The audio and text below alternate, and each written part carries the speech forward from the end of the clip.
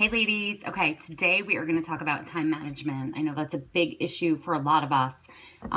It's really hard to figure out how to kind of fit everything in between your business, your family, your job, volunteer work, church, kids, whatever it may be. So, one thing that is really kind of important to look at and figure out is to realize how much time you're actually spending on things. I think we really underestimate how long certain things take us. So, for example, you're getting ready to go out and you tell your significant other, I'll be ready in 20 minutes, when in fact it takes you 45 to get ready.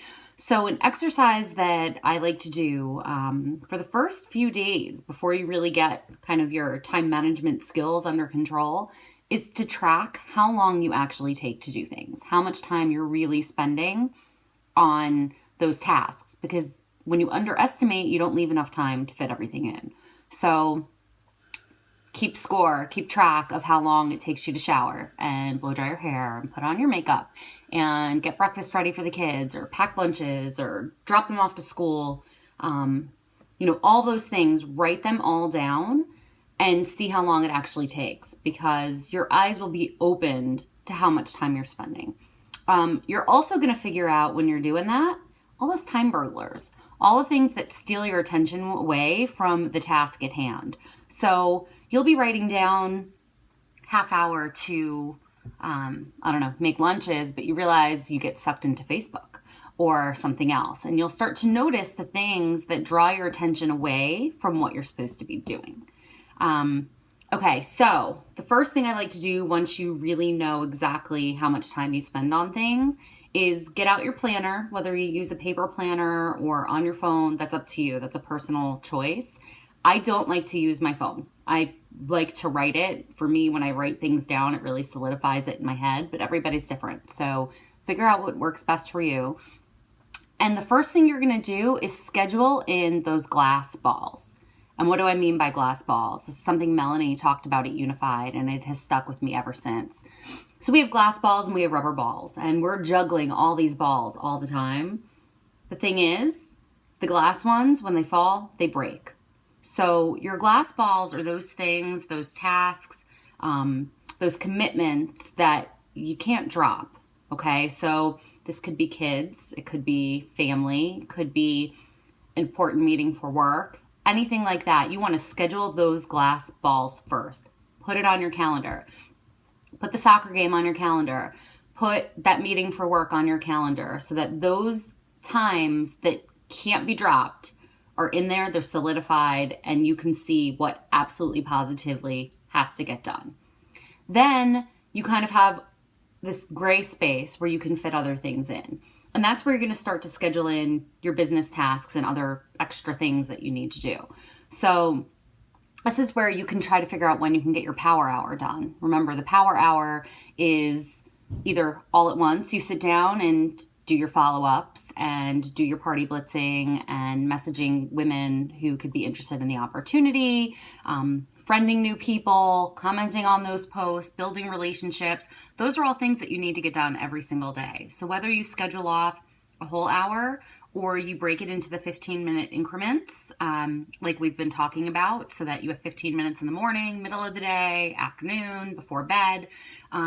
For me, my power hour often happens in 5-minute increments. I homeschool my kids. I'm with them all day, every day, and we go to and from activities. So my free time is literally in parking lots. We drive someplace, we park the car, and I say, hey guys, give me 5 minutes to get this done, and I'll do my 5 follow-ups.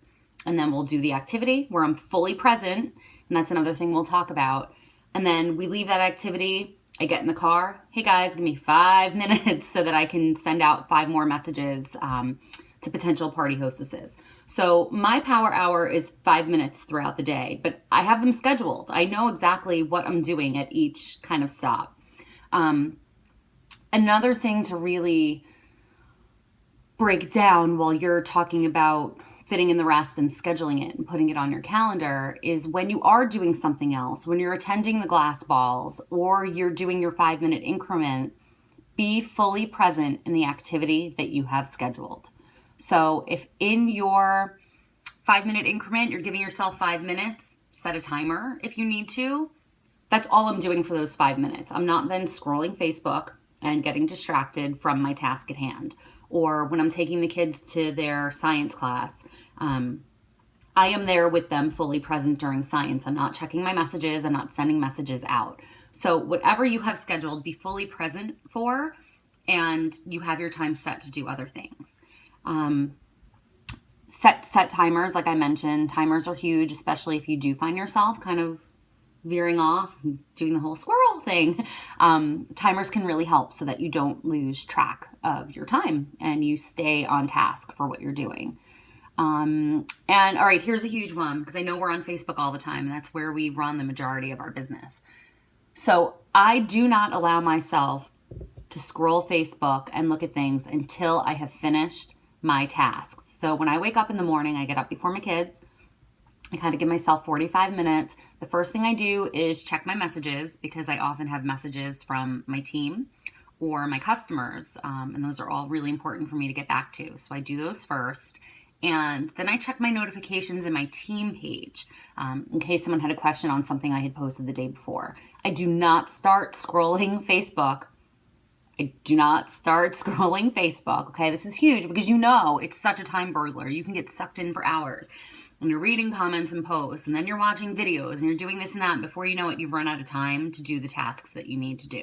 So look at your calendar, see what you have scheduled for those time blocks, get them done. And when that's all done, when you've gotten everything you need to get done out of the way, then you can have the free time on Facebook to scroll around and play. So I know a lot of this is, you're probably like, yeah, you're not telling me anything I already don't know. It's putting it into place. It's kind of like dieting. You know what the healthy foods are. You know what you should be eating, but actually doing it is the hard part. So if you write these things down, you give yourself checklists, you set your timers so that you can hold yourself accountable to what you have told yourself you're going to do, it's really going to help. And you want to do these things the night before. So schedule your stuff the night before. If you have those kind of glass ball commitments that are for a week out, a month out, schedule those too. So I hope this helps. Let me know what your kind of top tip is to stay on track and to keep your time management in check. So, all right, thanks.